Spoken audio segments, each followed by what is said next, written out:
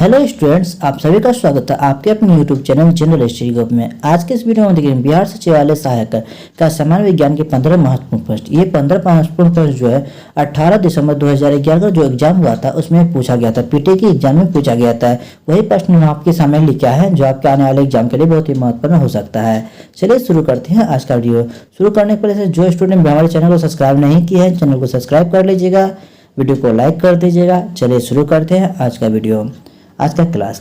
पहला क्वेश्चन क्या है, निम्नलिखित में से कौन सा बर्ड फ्लू वायरस है जिसे एवी1 फ्लू वायरस भी कहा जाता है या उसको नाम से जाना जाता है। तो इसका सही आंसर क्या हो जाएगा, इसका सही आंसर हो जाएगा ऑप्शन नंबर ए। क्या हो जाएगा ऑप्शन नंबर ए, H5N1। क्या हो जाएगा H5N1 जो है H5N1 इन्फ्लुएंजा वायरस का एक उपकार है। किसका? इन्फ्लुएंजा वायरस का उपकार है जिसे एवी1 फ्लू वायरस भी कहा जाता है। यह पक्षियों द्वारा फैलता है तथा बर्ड फ्लू रोग का भी कारक है। किसका है? बर्ड फ्लू जो एक बार फैलाता है बहुत ज़्यादा, उसी का कारक है। उसका चलते हुए नेक्स्ट क्वेश्चन पे। नेक्स्ट क्वेश्चन हमारे सामने क्वेश्चन क्या है हमारे सामने, निम्नलिखित में से कौन सा भारी पिंड सायंकाल या रात्रि काल में सबसे अधिक चमकता है। आपके सामने चार ऑप्शन है, बृहस्पति ग्रह, शुक्र ग्रह, मंगल ग्रह। तो इसका सही आंसर क्या हो जाएगा, इसका सही आंसर हो जाएगा शुक्र ग्रह। क्या हो जाएगा? शुक्र ग्रह जो ऐसा पिंड है जो शाम के समय या रात्रि में बहुत ज़्यादा चमकता है। ये सूरज के नज़दीक होने के कारण ये ज़्यादा चमकता है। उसका चलते हैं नेक्स्ट क्वेश्चन के पास। तीसरा नंबर क्वेश्चन है, यदि एक पेंडुलम से दोलन करने वाली घड़ी को पृथ्वी से चंद्रमा पे ले जाए तो घड़ी क्या होगा? यहाँ पे होगा सुस्त हो जाएगा दोस्तों। यहाँ पे क्या सूरत नहीं होगा दोस्तों, यहाँ पे सुस्त हो जाएगा। क्या हो जाएगा? सुस्त हो जाएगा। ये सुस्त हो जाएगा। क्या हो जाएगा? सुस्त हो जाएगा। यदि एक पेंडुलम से दोलन करने वाली घड़ी को पृथ्वी से चंद्रमा पर ले जाएंगे तो घड़ी क्या हो जाएगी? सुस्त हो जाएगी। उसका आते हैं नेक्स्ट क्वेश्चन पे। नेक्स्ट क्वेश्चन हमारे सामने क्या है, जब प्रकाश की तरंगें वायु से कांच होकर गुजरती है तब कौन से परिवर्तन प्रभावित होंगे? आपके सामने चार ऑप्शन है। इसका सही आंसर क्या हो जाएगा? इसका सही आंसर हो जाएगा जो ऑप्शन नंबर डी हो जाएगा। क्या हो जाएगा? Option number D. केवल तरंगदैर्घ्य तथा वेग में परिवर्तन होगा। किसमें होगा? तो जो प्रभावित होगा तरंगदैर्घ्य तथा वेग जो इसका प्रभावित होगा। उसका चलते हैं नेक्स्ट क्वेश्चन पे। ये सब क्वेश्चन आपके 18 दिसंबर जो 2011 में एग्जाम हुआ था उसी में पूछा गया क्वेश्चन है। उसके बाद नेक्स्ट क्वेश्चन क्या है, एक्स किरणों का जो उपयोग है क्रिस्टल संरचना के अध्ययन के लिए किया जाता है। क्यों किया जाता है?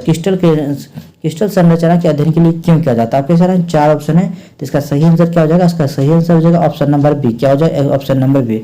एक्स किरणों की तरंगदैर्घ्य तथा क्रिस्टल के अंतर परमाणु की दूरी की परिमाप की कोटि समान होती है। क्या होती है? एक्स किरणों की तरंगदैर्घ्य तथा क्रिस्टल के अंतर परमाणु की दूरी की परिमाप जो होती है वो कोटि समान होती है, इसलिए इसका लिया गया है।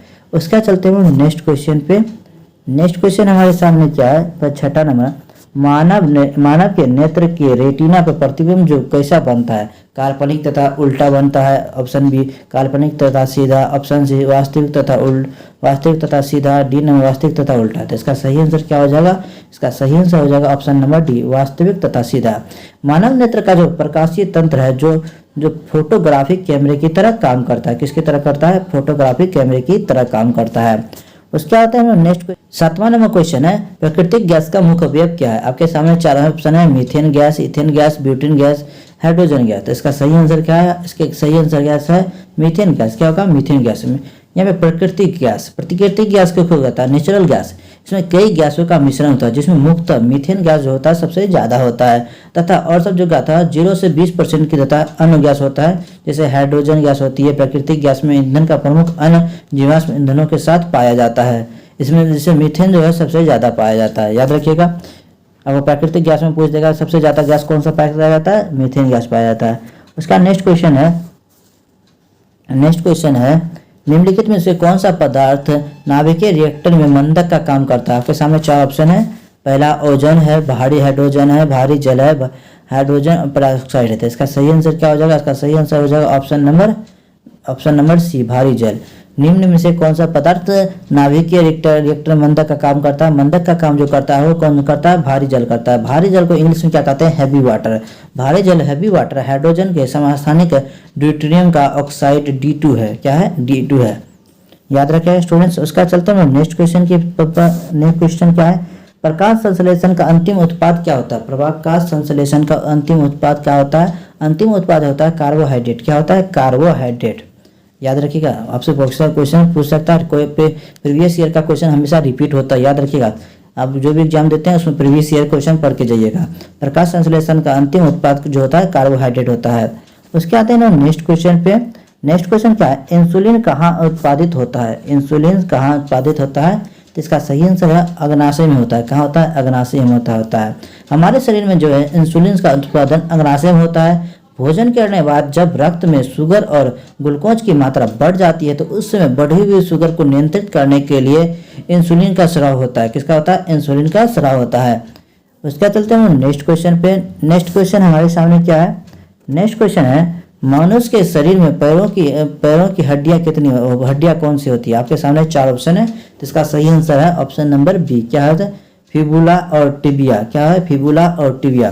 तो अब यहाँ पर क्वेश्चन आता है, मनुष्य के शरीर की पैरों में कितनी हड्डियां होती है? तो हमारे पैरों में 26 हड्डियां होती है, जिसमें एरी की हड्डी कैलकेनियस जो सबसे बड़ी होती है। फेबुला का ऊपरी हिस्सा घुटने के जोड़ से नीचे स्थित होता है और टखने के जोड़ से बाहरी का भाग बनता है।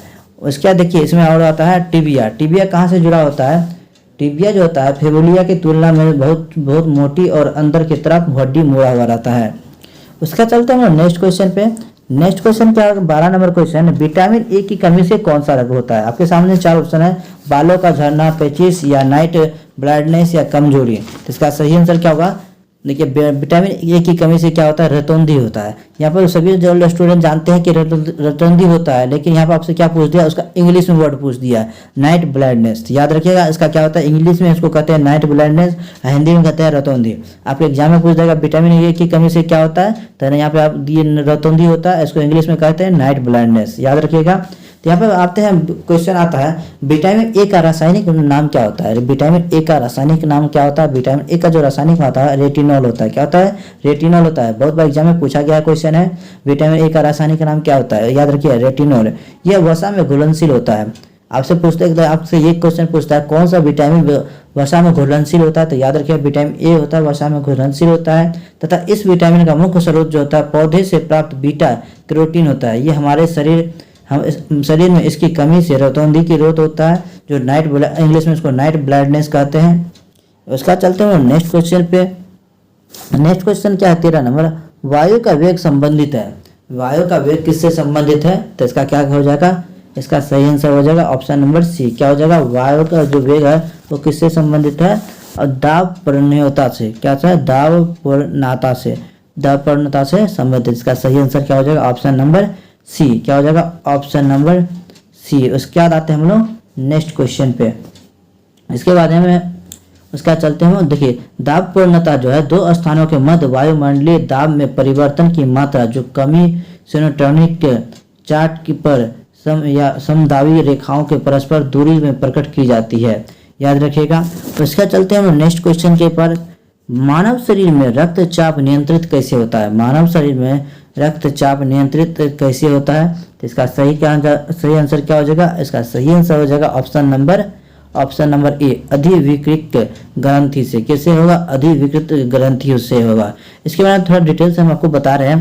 देखिए हमारे शरीर में रक्त दाब जो कम होता है तो अधिविकृत, या उसको इंग्लिश में कहते हैं एडिनल ग्रंथि। एडिनल ग्रंथि से हार्मोन निकलता है जो रक्त दाब को बढ़ाता है और मनुष्य को स्वस्थ रखता है। जब मनुष्य का रक्त दाब कम हो जाता है तो ये एडिनल से जो ग्रंथि निकलता है, हार्मोन से निकलता है, उसको मैनेज करता है। उसका चलते हैं नेक्स्ट क्वेश्चन पे। इस वीडियो का लास्ट क्वेश्चन है, वातावरण में सर्वाधिक मात्रा प्रचुर में कौन सा गैस होता है? वातावरण में सबसे ज्यादा कौन सा गैस होता है ऐसे कहा जा सकते हैं। तो इसका सही आंसर क्या हो जाएगा? इसका सही आंसर हो जाएगा ऑप्शन नंबर ए। क्या हो जाएगा? Option number A. यह कौन सा हो जाएगा? नाइट्रोजन। वातावरण में सबसे ज्यादा गैस कौन सी होती है? नाइट्रोजन होती है। याद रखिए स्टूडेंट्स। चलते हैं, मिलते हैं नेक्स्ट क्लास में। वीडियो अच्छा लगे तो वीडियो को लाइक कीजिए, अपने दोस्तों के साथ शेयर कीजिए, फेसबुक व्हाट्सएप जहाँ पे भी शेयर करना है बिल्कुल शेयर कर दीजिए, और सब्सक्राइब के बटन को एकदम ठोक दीजिए, लाइक कर दीजिए। मिलते हैं नेक्स्ट क्लास में, तब तक के लिए बाय।